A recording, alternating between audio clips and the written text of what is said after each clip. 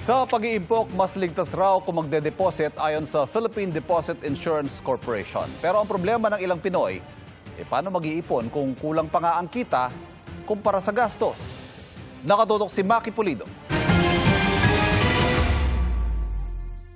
Ilang beses na bang may nasayang na tabing pera? Kundi nasunog, ay inanay.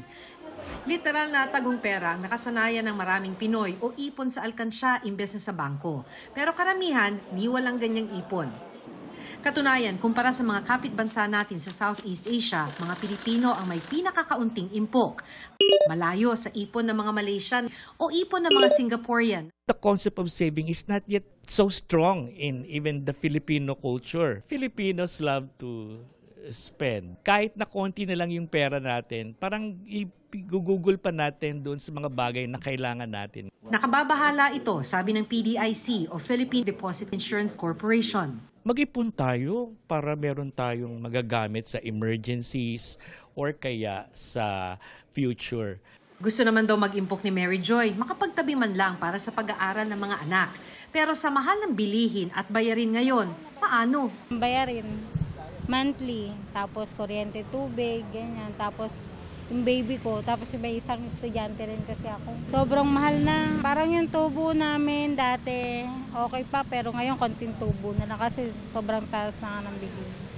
Sa mga magkakaroon ng pribilehiyong mag-impok, mainam na ideposito ito sa bangko. Kesa sa bahay kung saan pwedeng manakaw, mabaha, maanay o masunog, sabi ng PDIC. Tulad ng inutang ni Marcose na 300,000 pesos, pambili sana ng jeepney pero kasamang natupok ng masunog ang kanilang bahay.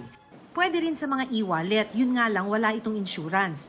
Pero kung sa bangko, insured pa ang bahagi ng pera mong di lalagpas sa kalahating milyong piso.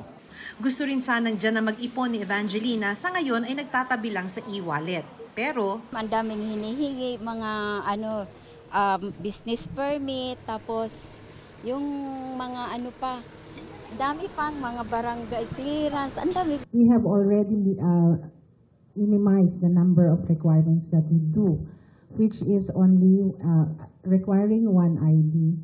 So even in the opening of accounts with the banks, the central bank has already issued a regulation to simplify the requirements for opening the banks. para sa GMA Integrated News, Maki Pulido, nakatutok, 24 oras.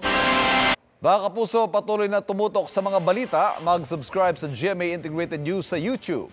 Sa mga kapuso abroad, samahan niyo kami sa GMA Pinoy TV at www.gmanews.tv.